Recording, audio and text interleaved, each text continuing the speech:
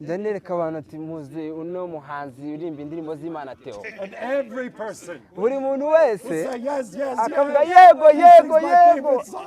Hari indirimbo nkunda cyane, nkunda Theo.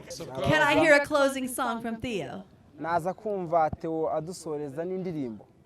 Wow. Of course. Welcome Theo. From healing me from a terminal brain tumor Yamukijije ikibyimba mu bwonko. to healing me when I was paralyzed from a stroke in a wheelchair, Iramukiza yari yarabaye paralize atava mu ntebe. to delivering me from such brokenness and stories that I'll tell you later. Yamukuye mu gahinda kenshi mu inkuru azababwira mu giterane. Kenya. Ntabwo rero byaje buri Kenya gusa byaraharenze. Much of Africa heard about it. Abanyafurika benshi barabyumvishe. And even the BBC did 4 articles on it. Rero na za BBC na za Al Jazeera byose byarabivuzeho. The real Jesus came to Kenya. Bavuga ngo Yesu wa nyawe yaje muri Kenya. Pastors found him on the side of the road. Agenda ahura n'abantu ku muhanda. Praise God, the second coming of Jesus was in Kenya. Rero ngo dushima Imana ngo kugaruka kwa Yesu kwa kabiri kwari kuri muri Kenya. Ibi ni ubusazi. Why would anyone believe this? Kubera umuntu wese yabyizeye. You should know in the Bible. Mugomba kumenya Bibiliya. Next time Jesus comes back, he's coming riding on a white horse. Rero Yesu nagaruka azaza ku ifarashi y'umweru mu kirere. And I did a play as Jesus. Yarakinye kina nka Yesu. Uzashima Imana bose babireba, uzayiha impundu bose babireba, icyubahiro cyayo ukireba kureba. Hallelujah. Amen.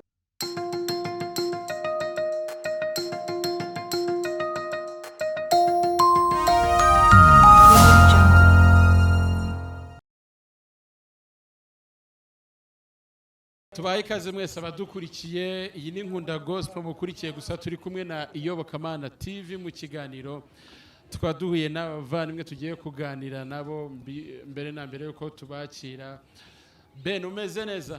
Yes, meze neza ndashima Imana nta kibazo. Tuguhaye ikaze mu kiganiro. Murakoze cyane. Reka nguhe mugenzi wanjye akuramutse. Turagusubije cyane. Ndabikirije nanjye nabasubije amahoro y'Imana. Makuru. Tumeze neza turashima Imana. Uratangira wibwira abantu badukurikiye nubwo izina rimwe twamaze kurivuga, maze unadukorera presentation y'abantu turi kumwe. Birumvikana abakurikiye Iyobokamana TV ndetse na Nkunda Gospel TV yuko turi buze gukoresha indimi ebyiri, kubera yuko turimo kumwe n'abantu bavuga icyongereza, natwe tukaba tuvuga ikinyarwanda, kandi abo dushaka kubwira n'abanyarwanda. Ubwo rero Ben ari buze kudufasha muri ubwo buryo nyine. Reka tangire atubwira abashyitsi turi kumwe hano muri iki kiganiro. Murakoze. Mbanje guha ikaze Imana na Data n'Umwuka Wera. Banze bane natwe hano. Njya amazina ni Benjamin Byiringiro nko mwabivuze akunda kwita Ben. Ndi kumwe n'abavuga butumwa kuva mu gihugu cyo muri Amerika.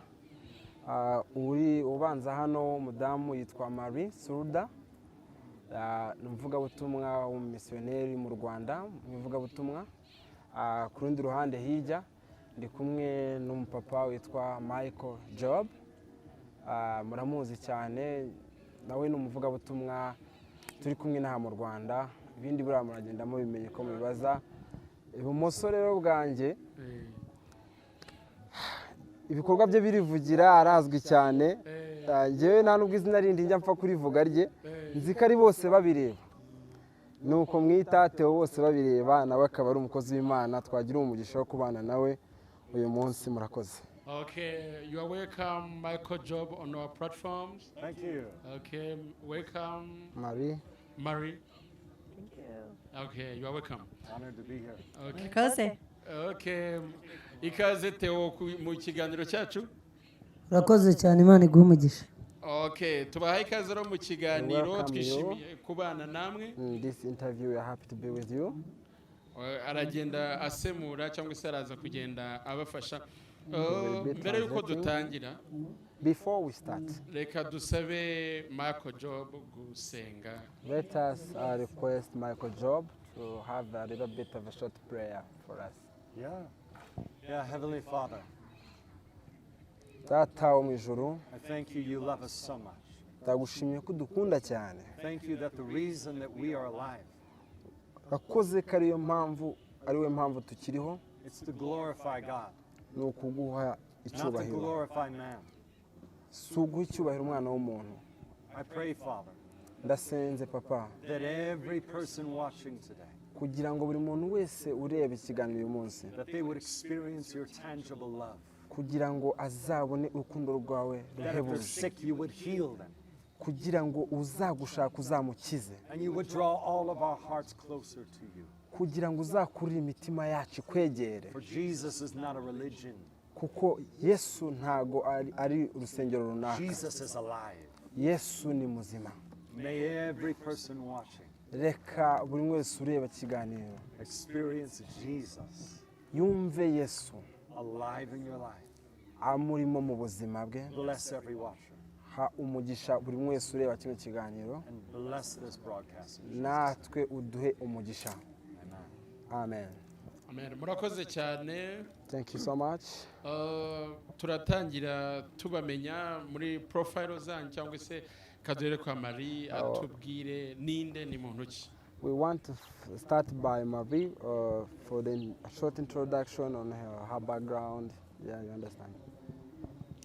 First of all, thank you so much for letting us come and share with you today. mbere na mbere ndabashimiye cyane mu kutwemerera ko tuganira namwe munsi It is my honor and privilege to be back in Rwanda for the 8th time. ni ibintu by'agatangaza kuri we kubona agarutse mu Rwanda ku nshuro ya 8 I've traveled the world to about 81 nations, and Rwanda must be my favorite to come home to. rero ubu ngubu amaze kugenda mu bihugu bitandukanye birenga 81 ariko u Rwanda ni ahantu yishimira kugaruka Because the people are just so friendly here.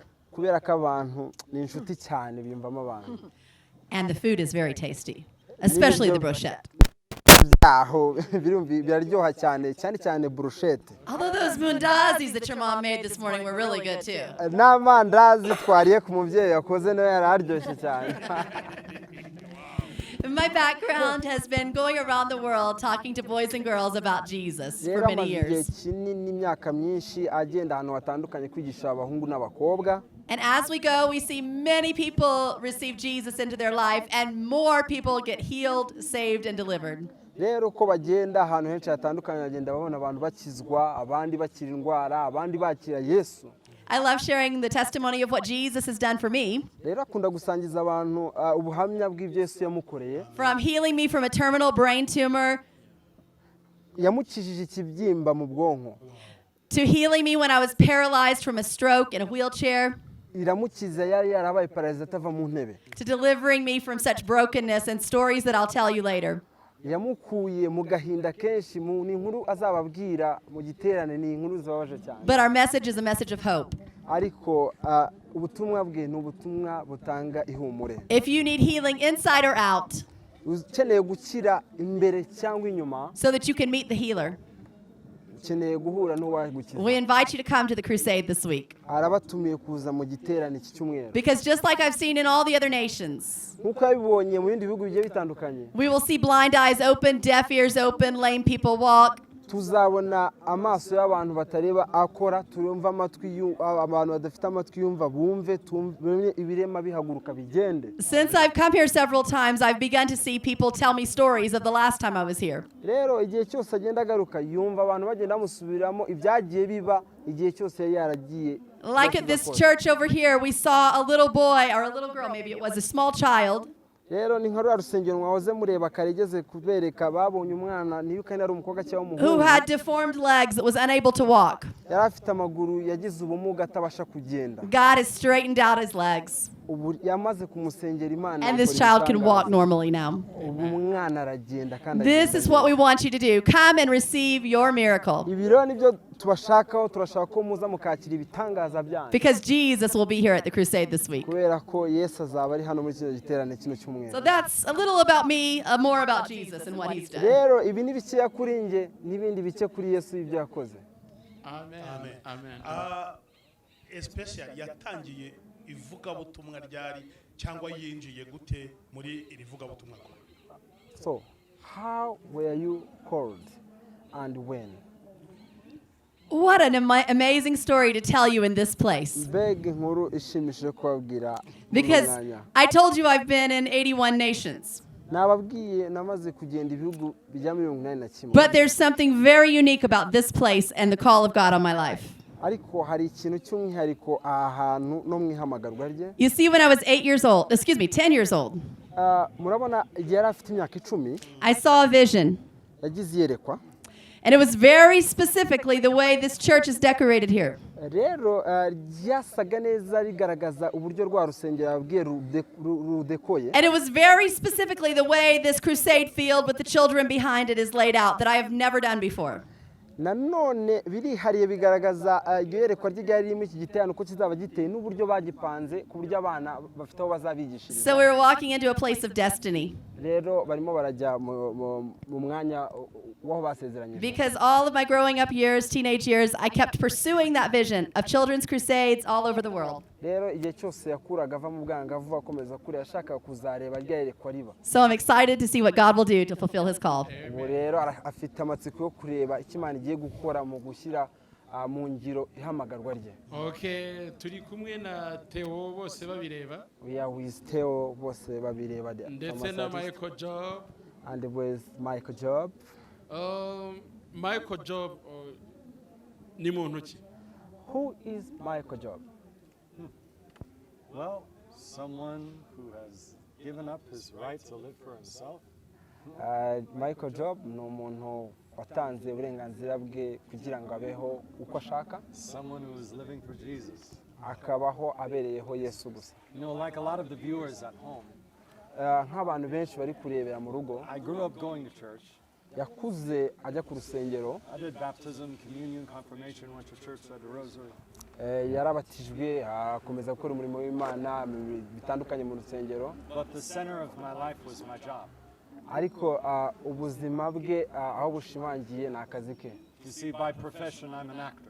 Rero umunyamwuga ni umukinnyi wa filime. So my life used to be focused on acting and singing in New York City, doing plays, TVs, movies. Rero ubuzima bwe muri New York muri Amerika bwari bushingiye mu gukina amafilime, mu kuririmba, mu kuyobora amafilime no mu biganiro bitandukanye mu mateleviziyo. That's what I was living for.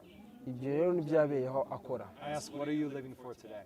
Ubu rero arakubaza ngo wowe ubayeho ubereyeho iki? You see, even though I went to church, Urumva nubwo yajyaga ajya ku rusengero, after church I would go clubbing all nights. yavaga ku rusengero akajya muri club akajya kubyina, I would get a list of phone numbers, do things I shouldn't be doing.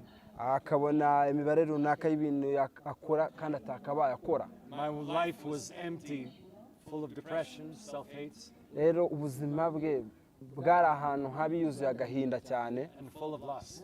yaratakaye. I heard a verse that changed my life one day. Yumvishe umurongo umwe yigeze guhindura ubuzima. It was in Times Square in Manhattan, New York City. Sorry? It was in New York City. Byari muri New York City muri Amerika, And this is what I heard. nibwo yumvishe uwo murongo muri Seek Bibiliya. first the kingdom of God and his righteousness, Shaka ubwami bw'Imana mbere no gukiranuka, and everything else shall be ibindi provided. byose I izabikongera. could not understand what that means. Ntabwo yumvaga icyo ijambo rivuze. We're busy people. Yarahuze cyane. A friend called me off of the New York City subway. Umushuti we rero yaramuhamagaye, He said, make Jesus the number one of your life. aramubwira ngo gira Yesu nimero ya mbere mu buzima bwawe, Make him the priority of your heart. aba ari we ushyire imbere, Over everything you do in life, seek him. mbere y'ibintu byose ukora mu buzima mushake. And I said, Jesus, come in, be the Lord, be the center of my life. Aravuga ngo Yesu rero ngwino ube mu buzima bwanjye And the n'umwami most wanjye. amazing thing happened. Rero ikintu cy'igitangaza He cyarabaye, took away depression. yatwaye ka gahinda kose, He took away lust. atwara kwa kubura kose. I didn't want to roll in the club. Ntabwo yari akijya kubyina muri club, I wanted to roll in church.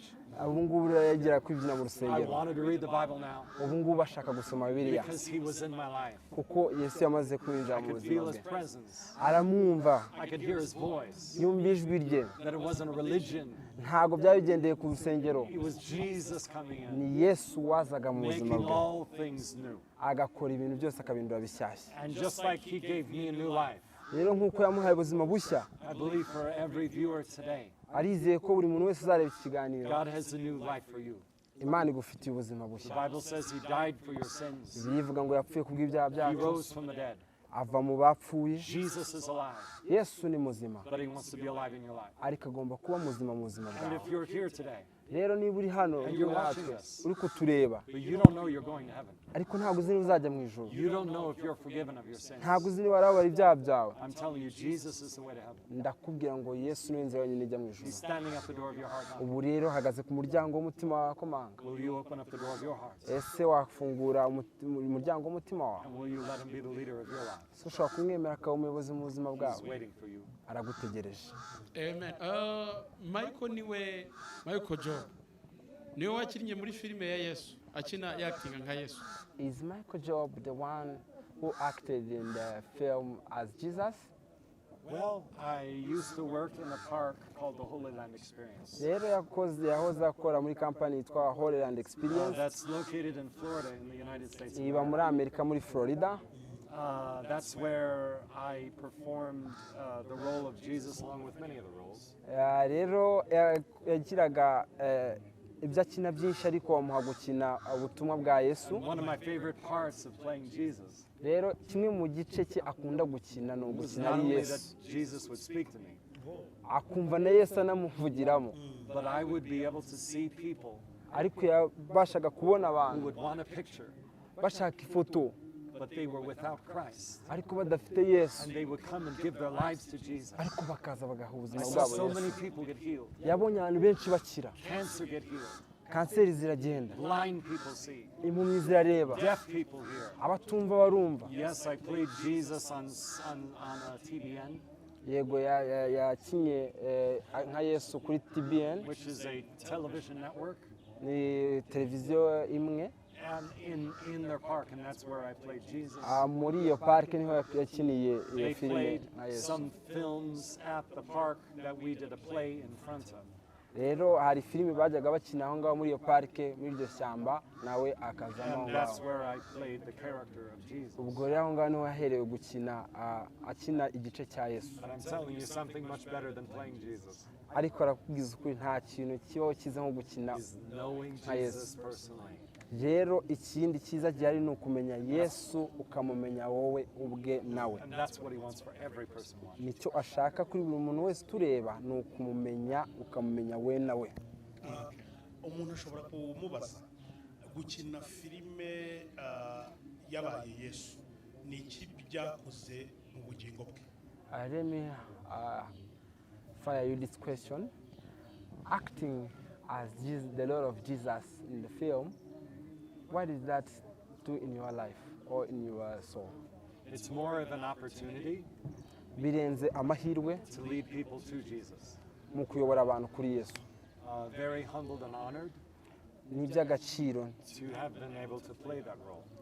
ndanabyubaha kuba narahawe umugisha wo gukora iyo role But I'm more excited ariko njyewe numva nifuza about cyane people coming to know Jesus personally. kubona abantu baza guhura na Yesu bakamenya Yesu ku And giti that's cyabo the only reason why I played the role of Jesus. rero iyo niyo mpamvu yonyine yatumye nkina nkakina nka For Yesu people to get to encounter the real Jesus in heaven. kugira ngo abantu babashe kwihuza na Yesu banyawe uri mu ijuru mu bihugu byinshi ajyamo nta hantu ajya agera akabona abantu bamutangariye barashaka kumufata kuko wagira ngo niwe Yesu nyine mbese bikaba indengakamere akabona yuko hari abantu bataranasobanukirwa Yesu nyirizina w'ukuri.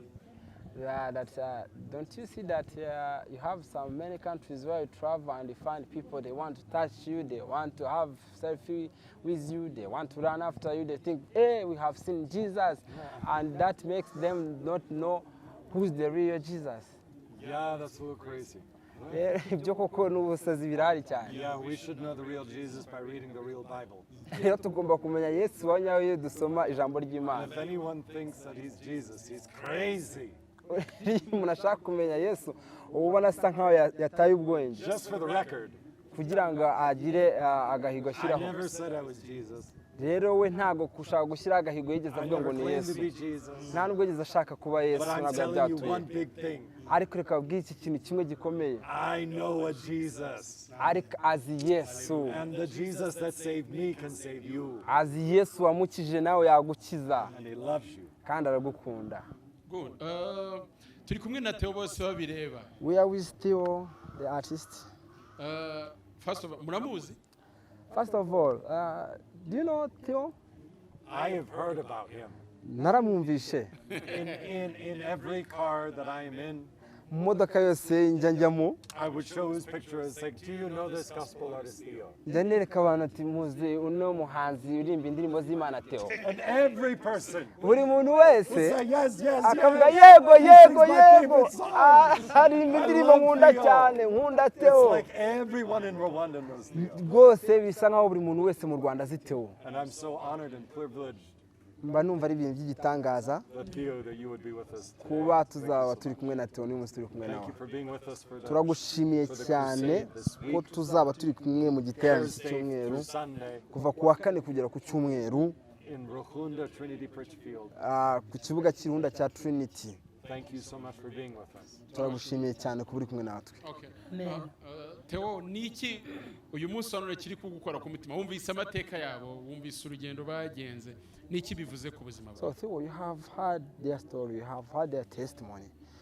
What is their story touching you on your heart?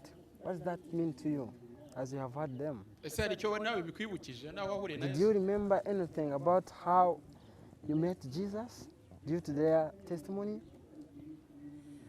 urakoze cyane. Thank you so much. Ibintu biri kuba cyangwa biri kumvikana bari kuvuga Things that are happening or what I'm hearing from them, ni ibintu wakuramo byinshi ushatse gusesengura. you can get much things or many things when you want to kubona abantu analyze. batega indege bakava mu gihugu cy'iwabo To see people getting airline tickets that they get airplanes, they come to this bakaza country bazanywe n'urukundo rw'Imana to come because of the love of the God, kugira ngo bafashe abataramenya Imana. so that they help those ones that doesn't know God. Rero ku ruhare rwanjye ndashima Imana ko bampisemo On my behalf, I thank God that they chose me kugira ngo mfatanye nabo kuvuga ubutumwa bwiza bwa Kristo so Yesu. that we work hand in hand to spread the gospel of God. Ikindi nakongeraho Another thing I can add, kuba umuntu yarakinnye filime to have somebody acting in a film, agakina ku rwego akina avuga ubutumwa bwiza, to act to the standard where I act in evangelism, hanyuma akava kuri urwo rwego akaza no mu byaro mu biturage then you find that person is coming in the village gushakisha na ba bandi batareba televiziyo batamubonye mu buryo bwa online, to look for those ones who didn't see him on TV or online, those who are lost. mbibonamo urukundo rw'Imana ndetse n'urw'abantu nka ba nyir'ubwite. I really see much of the God love and the love from the owners. Aka gace wajemo ka Ruhunde kavuze iki kuri wowe kuko uri wo mu burasirazuba? So this area, this region where you came in, what does it mean to you? Because you are from this region, you are from Eastern Province. What does it mean to you? Aka gace najemo This area where you came in ni agace nkunda ariko ntabwo njya nkagendamo cyane. is the area I love, I like, but I don't normally travel so much. hakaba habamo n'inkomoko yanjye. And it's where I'm born from. Mbese ubu naje iwacu ariko ntiwambaza ngo inzu iri Other he. words, I am home, but you can't ask me where is the house. Mama umbyara My mother, avuka inaha, she's born niyo ngo from here. ise umubyara My yari grandfather uwaha ngaha. is from here. Hanyuma rero barahimuka ariko bahasiga imiryango. But they left other Abo bose rero bimutse nta n'umwe ukiriho n'injye usigaye. For those ones who Ni ukuvuga ngo rero abasigaye ba hano nabo nta n'umwe nzi. I'm the one who is still Ariko alive. mama And those tarapa women yajyaga here, haza no I don't kuhasura know abantu anyone. nabo bakadusura. My mother before that, Nyuma ibintu birahinduka, aba hano ntabahari na mama ntahari nganzane, none niyiziye mu ivugabutumwa, wabona ndi buhahuriye n'igitangaza nkabona nabi wacu. maybe through this evangelism, I may meet one from my family. ugiye kumara iminsi ine rero mu giterane nyine cya ngwino wakire igitangaza cyawe. Usibye kuririmba nawe witeguye kwakira igitangaza cyawe. So you are going to spend the 4 days in the crusade, which has the title of Come and Receive Your Miracle. So also, despite of singing, do you intend to get a miracle? Yego ndabyiteguye cyane. Yes. Ntago naviramo aho Yesu naza ntago nanjye ncaho. naza kugirira neza abandi ntabwo yampitaho. when he's coming to do when he's having to help others, he won't bypass me. He has also to touch me. Amen. Theo, abantu ba hano nabonye batangiye kukumenya bashaka kugukoraho bashaka kuvugana nawe cyane. So Theo, I have seen many people have come to know you here. People knows you, they want to talk to you, they want to touch you, they want to hug you. Kugira ngo menye ko ari Theo koko wageze hano, hari n'abari buze kureba iki kiganiro. Twibutse gato nubwo turimbira gato ku ndirimbo yawe ho gato. So we want people who will see this, who will watch this interview, want them to know this is real Theo. So can you have a little bit on your song? Choose one and give us a cappella and we hear. Urakoze cyane indirimbo. Thank you so much. I'm going to naririmbaho gato. I have too many songs. Ariko but nkurikije ko ari hano nkanakurikiza ko ari ubwa mbere mpakoreye ikiganiro gutya, n'ubwa mbere nje muri aka gace nkakora ikiganiro, ariko kuririmba ko nigeze kuririmbira n'ubundi hafi ya ariko hataraha. Indirimbo abantu bazi ntashobora kureka ni indirimbo ivuga ngo hari igihe uba mu kigeragezo gikaze, abantu bakakuvuga ngo urajya hehe, bakakuvuga bongorerana ngo ntibucya, ariko bugacya bukongera bugacya n'ejo bugacya.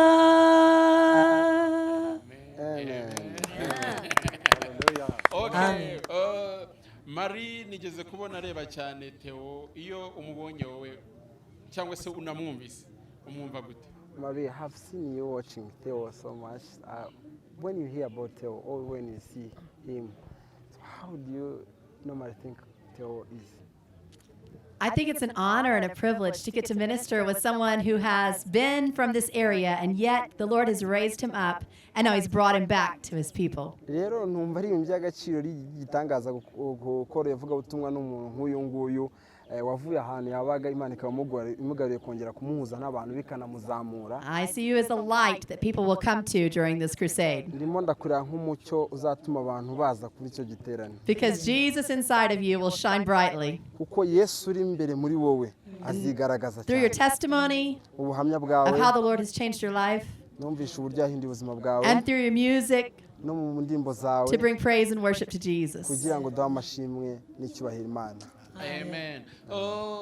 Michael, ntabwo twabura kuvuga ku mirimo y'Imana ndetse n'amasinema cyangwa films wagiye ugaragaramo, ariko hari video iri viral yagaragaye muri Kenya. Wayitubwiraho ikintu cyari cyaba?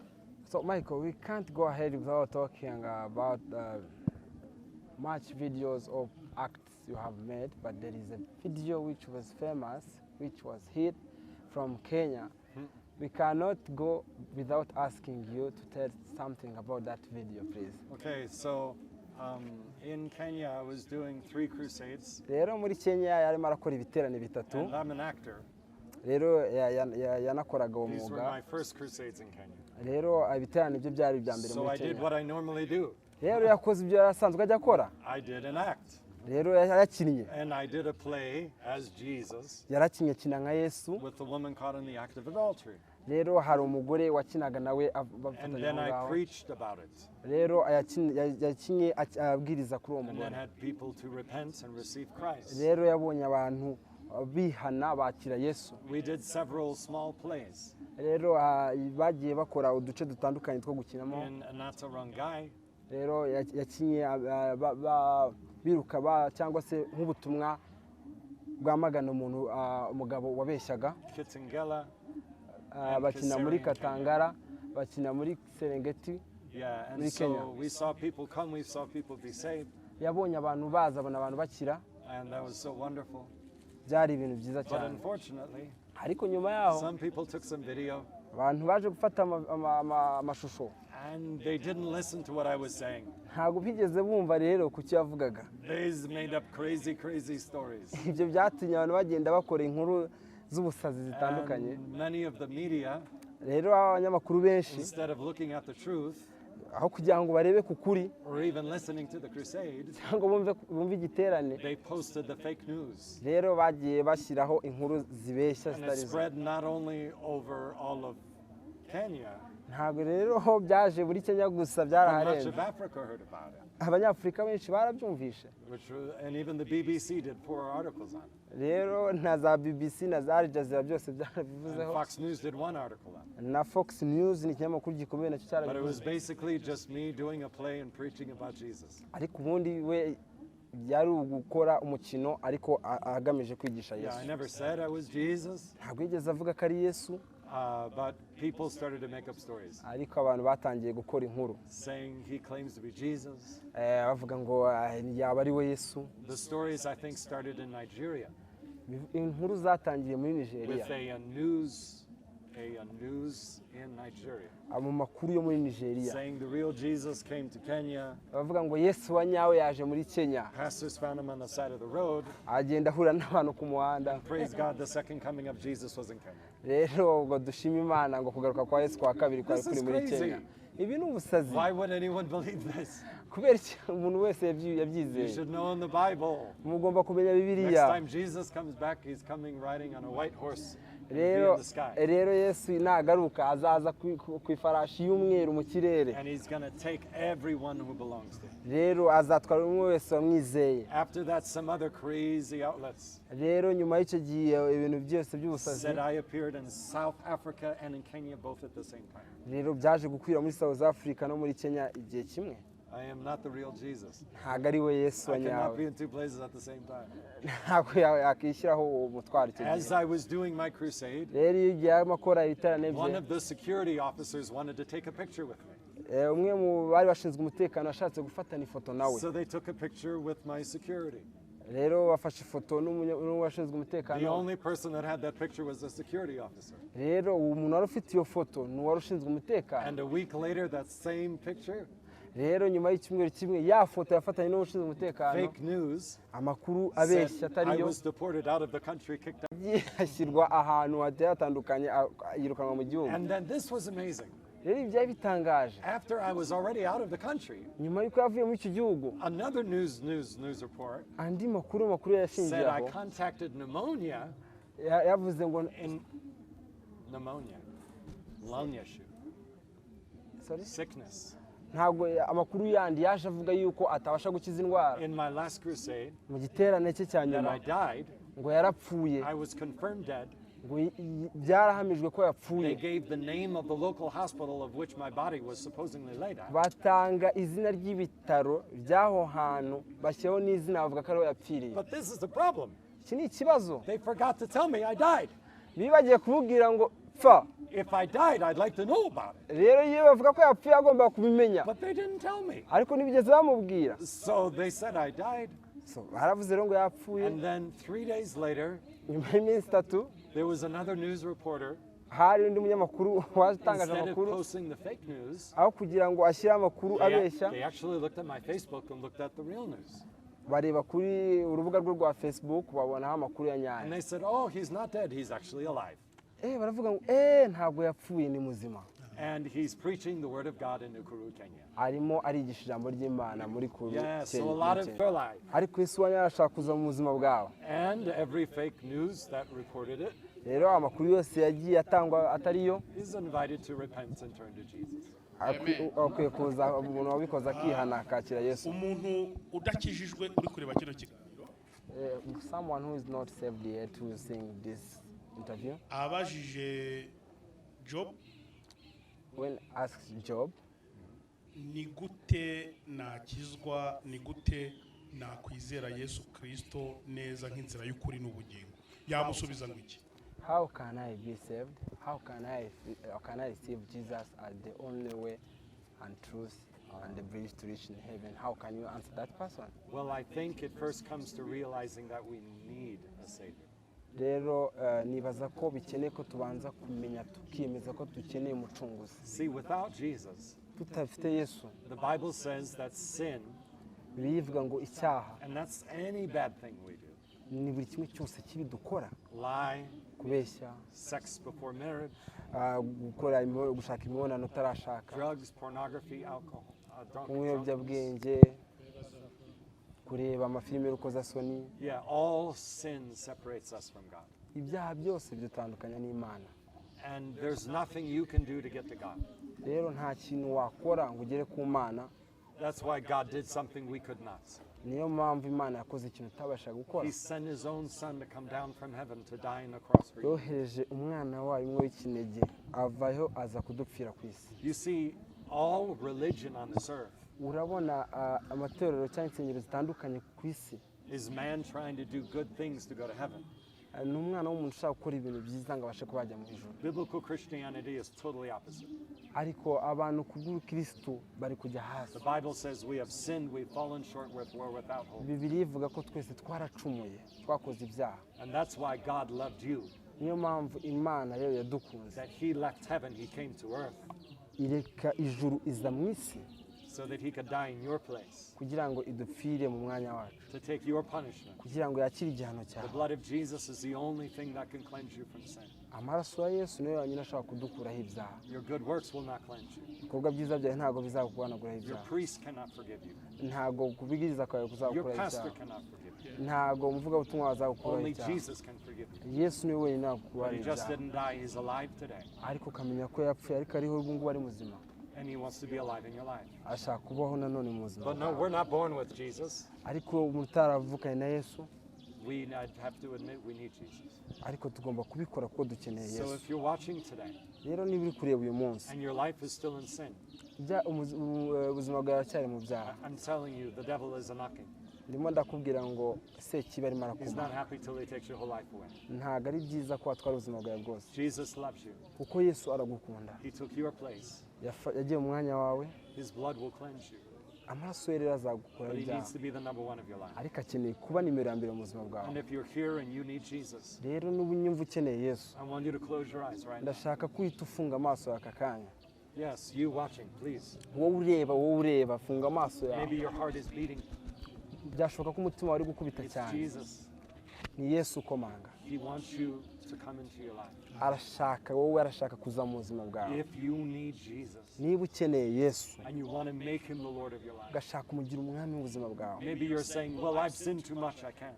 Wenda uri kuvuga ngo nakoze ibyaha byinshi sinshobora. Jesus died for sinners, not for saints. Yesu yapfuye kubw'abanyabyaha ntabwo yapfuye kubw'ibyaha. And he's waiting for you to come to him. Aragutegereje nguze. If you want Jesus, Niba ushaka I'm Yesu, telling you, there's a big party in heaven hari ikirori cyiza kiri mu ijuru. that can have your name on it if you receive Christ as your Lord. Gishobora kuzakirimo izina ryawe niwakira Yesu. If you honestly want to be forgiven, Niba ushaka rero kwakira Yesu, ngwino if you want the umwakire. gift of heaven, Niba ushaka impano yo mu ijuru, say this prayer with me. vuga iri sengesho nanjye. Say Jesus. Vuga ngo Yesu. Everyone shout Jesus. Buri muntu avuge ngo Yesu, Come into my life. ngwino mu buzima bwanjye. Be my Lord. Uba umwami wanjye. Be my Savior. Uba umukiza wanjye. Thank you for dying for me. Warakoze gupfa ku bwanjye. Thank you for raising from the dead. Warakoze kuzuka mu bapfuye. I surrender my life Nzanye ubuzima bwanjye ndabuguhaye bwose. and I live for Jesus. Nje kubaho ku bwawe. In Jesus' name. Mu izina rya Yesu. Amen. Amen. Hallelujah. If you said that, you are saved.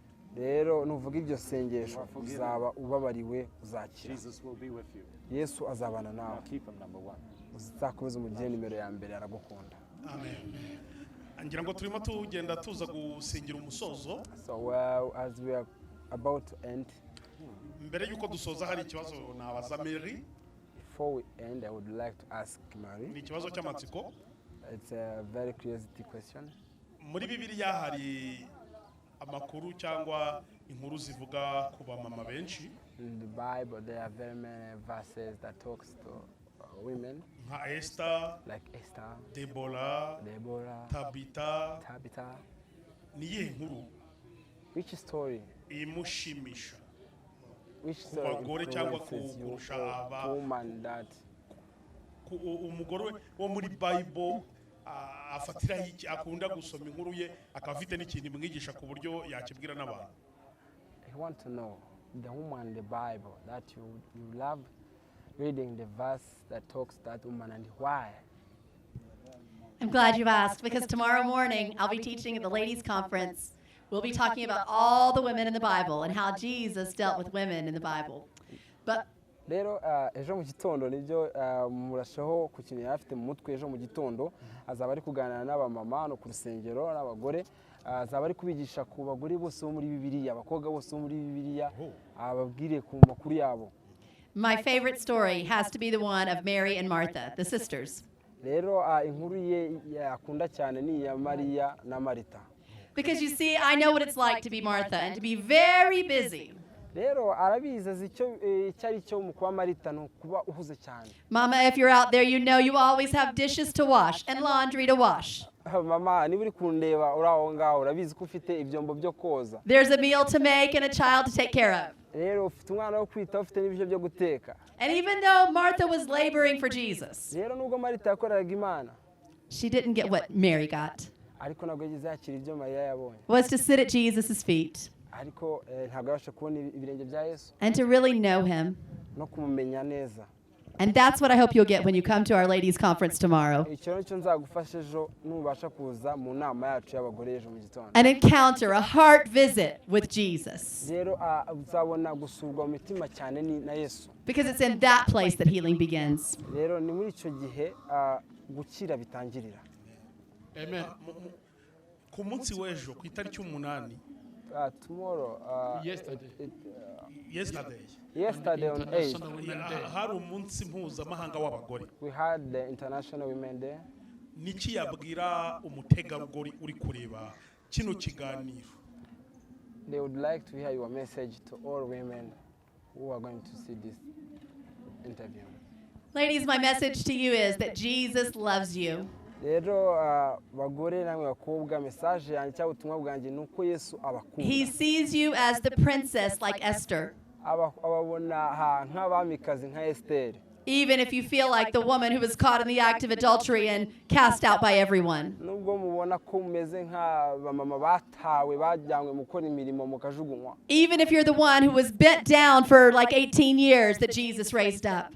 rero niyo wabona kuri wa wundi washyizwe hasi akunamisha imyaka 18 Yesu yakuzamura. Jesus' message is come be like the woman who touched the hem of his garment. rero Yesu message yavuga ngo inube nka mama wafashe kushora y'imyenda ye. So that you can be made whole. kugira ngo ubashe kubohoka. Because you see, there is your peace. rero urabibona ahari niho hari amahoro yawe. No matter what you're going through, Jesus loves you, ladies. wikita kubyucamo byose mwaba. He raised the ladies up. arabakunda yarabazamuye. That's how he treated them. nuko niko yabatoje. turimo turasoza. We are ending. ariko mfite utubazo tubiri mbabaza. But have some more 2 questions to ask you. kimwe ndakibaza Theo. First question goes to Theo. ikindi ndakibaza Mary. The second goes to you, Mary. Okay, icyambere kanyibaze Theo. Let me ask the first one to Theo. Theo, iyo ubonye uri hano mu cyaro mu bice by'icyaro nk'uko ngukanga turi Ruhunde hafi Gisha Ruhunda Gishari. Okay. Ugasanga umuziki wawe barakomeza kuwuzirikana barawuzi cyane.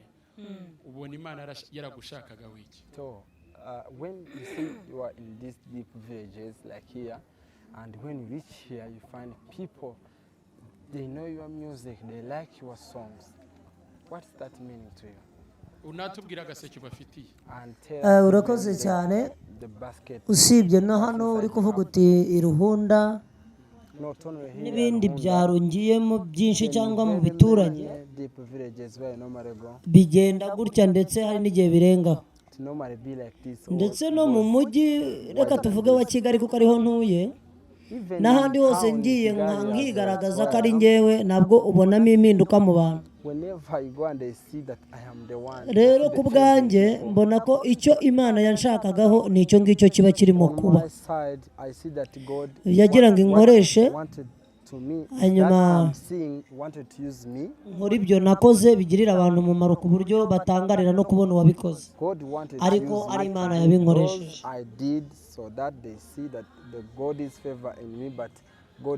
ni ibyo ngibyo. Mary, ku muntu udukurikiye yagira ngo muri couple we na Michael Job ni ukuri?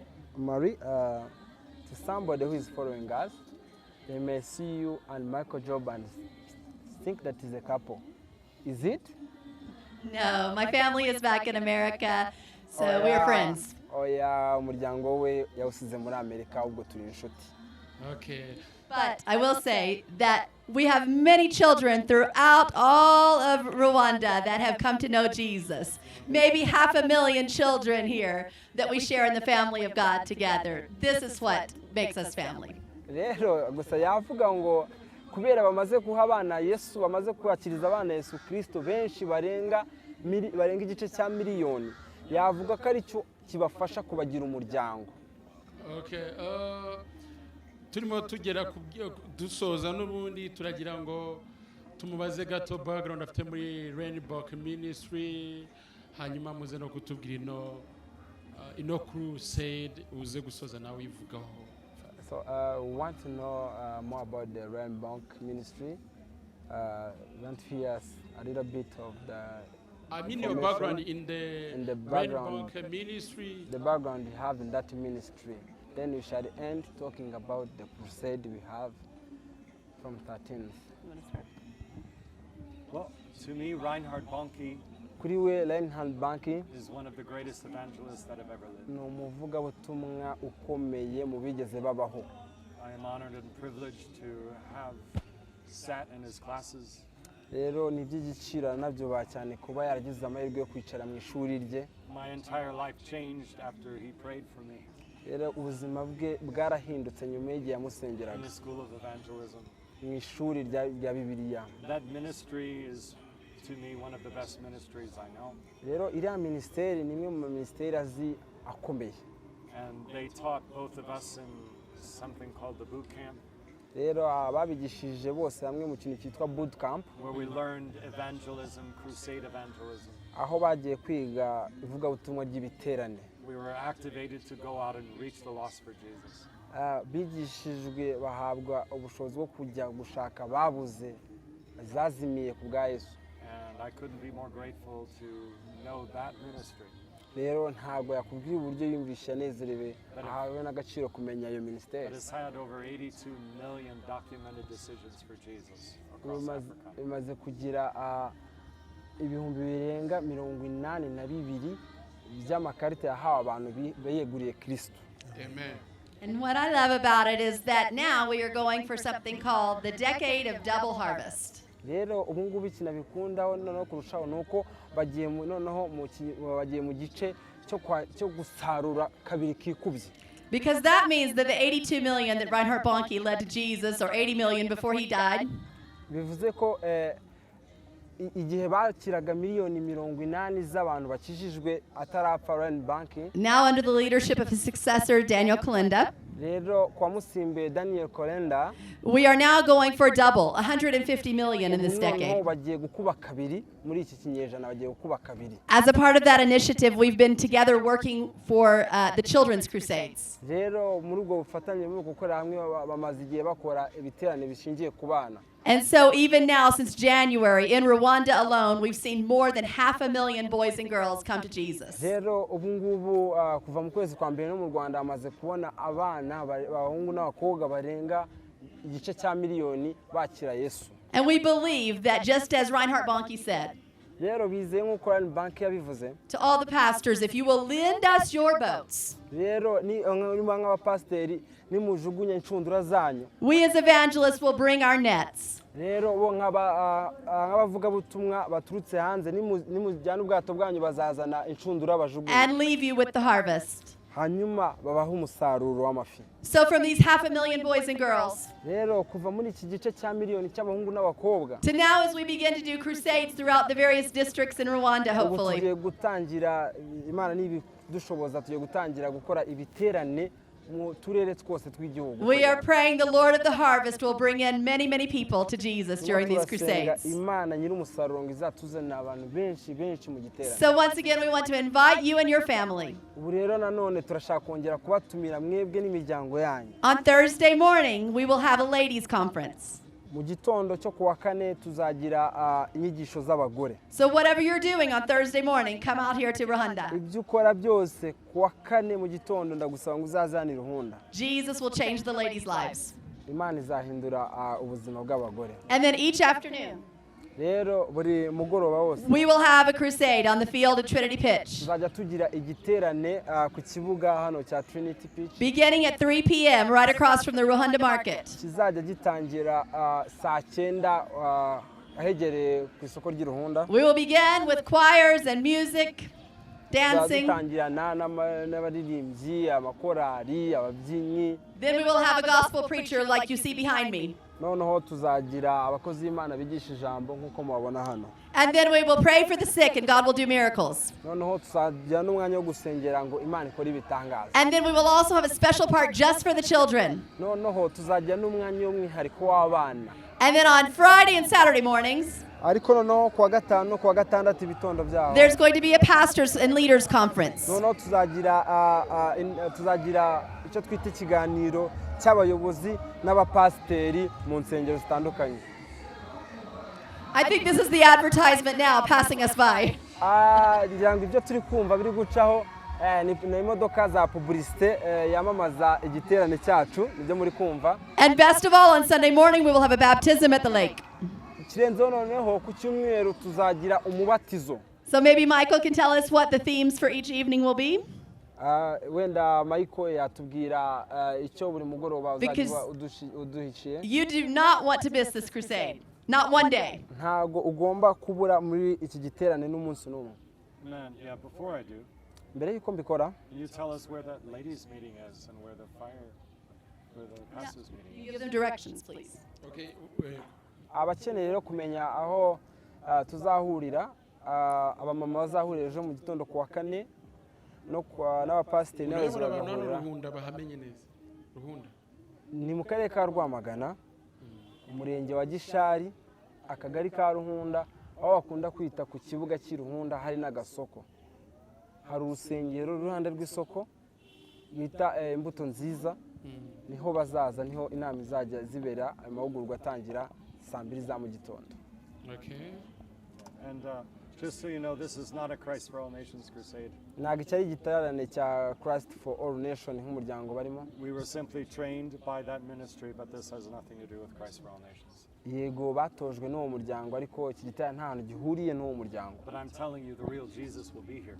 Ariko ndi kubabwiza ukuri, Yesu wa nyawe azaba ari hano hantu. You will experience miracles. Muzabona ibitangaza. In one of the last crusades that I was in, Bimwe mu giterane nari ndimo bya nyuma, in Tunduma, Tanzania, Dodoma muri Tanzania, there was many paralyzed people that were getting up and walking. hari abantu bari barwaye paralize benshi bahagurutse baragenda. We saw a person Twabonye umuntu, who got healed from paralysis, twabonye umuntu wakize akira paralize, who was watching live stream from a media on her TV. wareberaga mu rugo areba kuri televiziyo ye. 350 kilometers away from our crusade. Ibirometero 350 uvuye aho igiterane cyaberaga. She was watching online. Yareberaga kuri televiziyo. After prayer, Nyuma y'isengesho she started walking. yarahagurutse atangira The kugenda. next day, Umunsi she ukurikiyeho traveled 350 kilometers to the crusade field to give her yagenze testimony. ibirometero 350 kugira agere aho twakoraga igiterane. Come and expect a miracle from God, because God Ngwino witege igitangaza ku Mana, kuko Imana yashaka gukora wants to bless igitangaza. you. Imana yashaka guha umugisha. Every single night, Buri joro ryose there will be heals, hazaba gukira. healings that you will be amazed at. Muzabona gukira kuzabatangaza. And I'm telling you, it's not because there's a certain person there. Ntabwo ndi kubabwira ngo nuko hazaba ari umuntu It's ugitangaza, because the real Jesus will be there. ahubwo nuko Yesu wa And he nyawe will azaba touch your ahari hearts. kandi azakora ku mitima yanyu. Friday night, witchcraft will be broken off of your Ijoro ryo lives. kuwa gatanu If abapfumu n'abarozi imitima yabo bazashyirwa hasi. you've ever done witchcraft, you Niba need to be warigeze ujya set free. kuraguza no gupfumaguza, ugomba guhobohoka. It's from the pit of hell. Ni ibiva mu kuzimu. Jesus will set you free. Rero Yesu arashaka kubigukuraho. Saturday, a massive outpouring of the Holy Spirit. Rero kuwa gatandatu tuzagira imbaraga nyinshi, tuzasengera Mwuka Wera. You're going to be filled and filled and filled with the Holy Spirit. Muzuzuzwa, mwuzuzwe Mwuka Wera. You're going to be empowered for ministry. muzahabwa imbaraga zo kuvuga Sunday ubutumwa is a bwera. day of blessings. Rero ku cyumweru ni umunsi w'imigisha, You cannot miss it. ntabwo waburayo. Your family will be blessed. Umuryango wazahabwa umugisha, Your children will be blessed. abana bazahabwa umugisha. Those who can't bear children, we believe that day God's going to bless you. Rero abo ngabo batabasha kubona abana, ndizera ko kuri cya cyumweru muzabona umugisha, muzabyara. Come and expecting an encounter with Jesus. Muze mwitegure kubona ibyo mutitegura ku Mana, kubera ko Yesu arabakunda cyane. murakoze cyane turabashimiye. We thank you so much. Iki kiganiro cyari cyiza.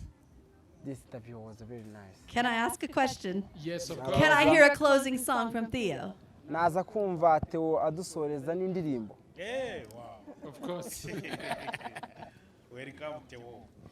arakoze cyane, ariko nanjye reka ngire ikintu nongeraho. But let me first add this thing. Umuntu uri buduri bukurikire iki kiganiro, For anyone who will be watching nagira this ngo interview, mubwire ngo iyi ni inkuru y'impamo ya nyayo, igiterane kizaba I want to tell you this is a real, kandi ntabwo bakwiye kubura. It's a reality story. The crusade will Indirimbo happen. naririmba kuko ari agace. The song I can sing a small part of it. Ejo kuri crusade nzaririmba indirimbo nyinshi cyane. Tomorrow on the crusade I will have Umunsi time to ukurikiye sing bigende for you. gutyo kugeza igiterane kirangiye. The next day up to the end of the Abantu crusade. rero baze gutwara umugisha wabo, People come to have their blessing. duhanwe umugisha hamwe. We be blessed. Akaririmbo ndi bubasezerereho The song I'm ending with. ni akaririmbo kavuga ngo icyifuzo cy'abakwanga kibaye ubusa, imigambi y'abana b'abantu siyo Imana, bari bazi kugiye gukorwa n'isoni, barajya hehe k'ijuru ritabaye, bose babireba, bose babireba, uzashima Imana, bose babireba, uzayiha impundu, bose babireba, icyubahiro cyayo ukireba kureba. Hallelujah. Amen. Amen. Thank you, mwakoze cyane. Thank you. Thank you.